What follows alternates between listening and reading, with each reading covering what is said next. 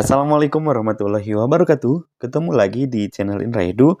Nah, dalam kesempatan kali ini kita akan belajar bersama lagi, yaitu materi ilmu pengetahuan sosial kelas 7 semester 2 kurikulum merdeka. Seperti biasa, sebelum kita melanjutkan kepada pembahasan, mari subscribe terlebih dahulu, like, komen, dan boleh share kepada rekan-rekannya atau teman-teman sekelasnya supaya kita semua bisa menebar manfaat yang lebih banyak lagi. Adapun pembahasannya itu adalah bagian C, pemberdayaan masyarakat, tentang tema 4, pemberdayaan masyarakat.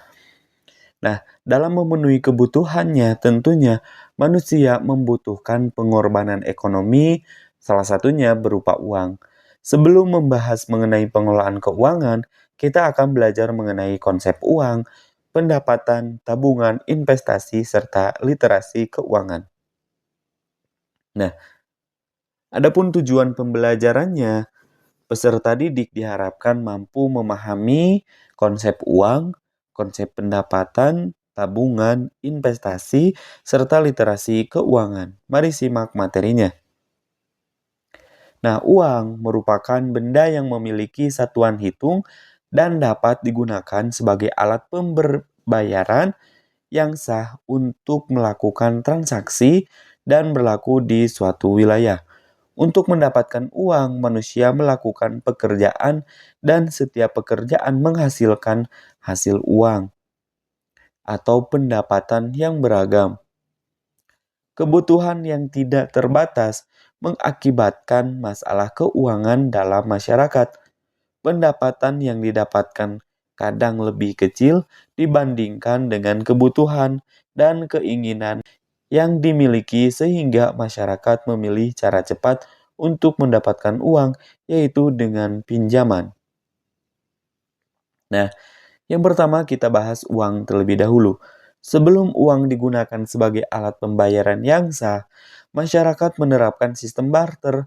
Nah, barter merupakan pertukaran antara barang untuk memenuhi kebutuhan. Jadi sekali lagi, barter itu merupakan pertukaran antar barang untuk memenuhi kebutuhannya.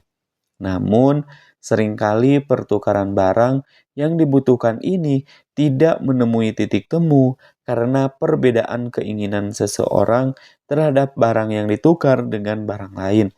Selain itu, dalam sistem barter sulit ditentukan nilai untuk standar pertukaran.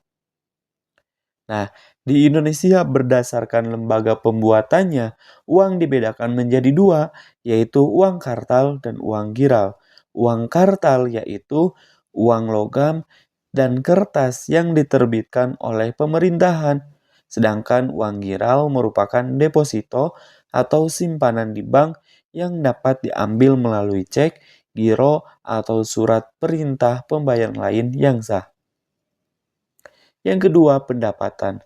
Apa sih yang dimaksud dengan pendapatan? Coba kita perhatikan, di sini ada beragam profesi.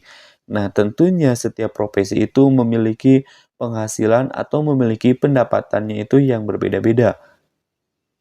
Nah, manusia membutuhkan uang untuk memenuhi kebutuhannya. Melakukan suatu pekerjaan atau menyediakan faktor produksi merupakan langkah yang dilakukan seseorang untuk mendapatkan pendapatan berupa uang. Pendapatan merupakan hasil dalam satuan uang yang diperoleh individu atau perusahaan atas kegiatan yang dilakukan. Pendapatan setiap orang berbeda tergantung jenis pekerjaan yang dilakukan. Pendapatan yang didapat sebaiknya dikelola dengan baik sesuai dengan prioritas kebutuhannya. Yang ketiga, tabungan.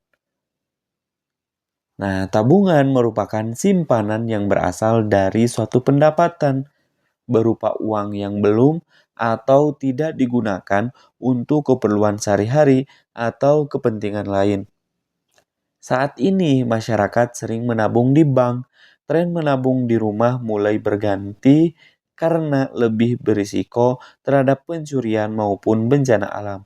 Menabung di bank dipilih karena lebih aman, terlebih lagi sudah banyak bank yang terdaftar pada lembaga penjamin simpanan atau LPS. Nah, LPS berfungsi sebagai penjamin keamanan tabungan nasabah hingga 2 miliar. Ada beberapa manfaat seseorang menabung, di antaranya yang pertama, melatih gaya hidup hemat. Yang kedua, uang tersedia untuk hal yang mendesak. Yang ketiga, meminimalkan hutang. Nah, itulah beberapa fungsi dari LPS, lembaga penjamin simpanan. Ya, di antaranya tentunya kita bisa melatih gaya hidup hemat, tidak selalu boros ya dalam hidup kita, tentunya dengan menyimpan uang atau menabung uang. Itu juga uang ketika kita sedang memerlukan kebutuhan yang mendesak, maka kita bisa menggunakan uang simpanan tersebut atau dari tabungan tersebut, dan juga meminimalkan terjadinya sebuah hutang seperti itu. Yang keempat adalah investasi. Apa sih yang dimaksud dengan investasi? Nah, apakah tabungan dan investasi adalah hal yang sama? Tabungan dan investasi seringkali dianggap sama oleh masyarakat.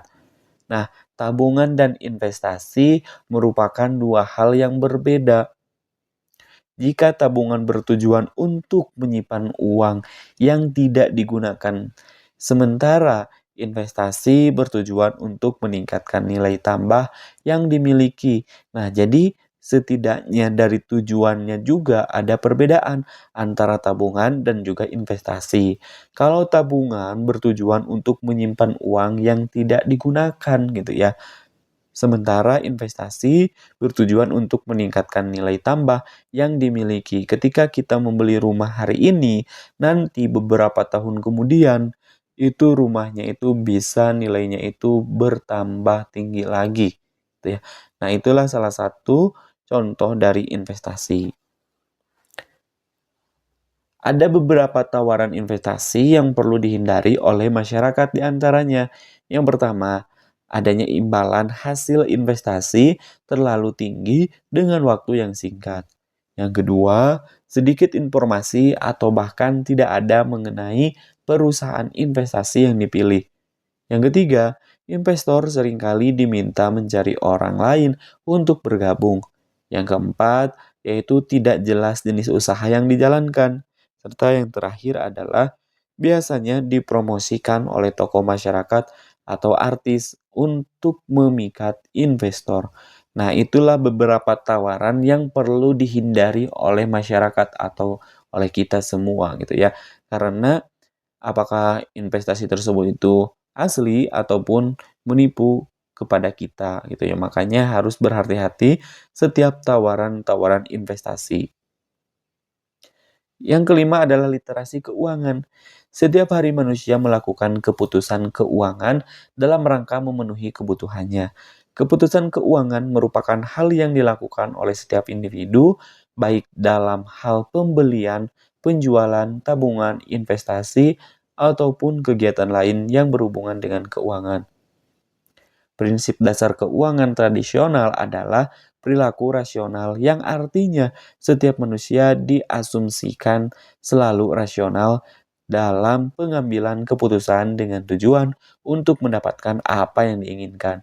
Pembuatan keputusan salah satunya disebabkan oleh pengetahuan keuangan atau disebut juga dengan literasi keuangan.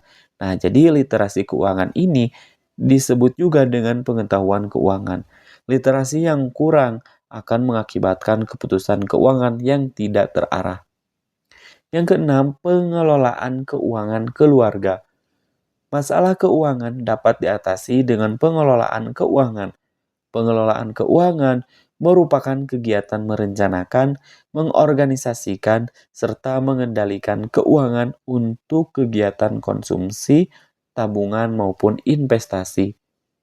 Pengelolaan keuangan merupakan suatu hal yang penting karena cukup tidaknya pendapatan keluarga untuk memenuhi kebutuhannya tergantung pada pengelolaan keuangan keluarga.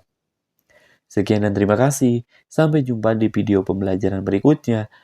Semoga bermanfaat. Kami akhiri. Assalamualaikum warahmatullahi wabarakatuh.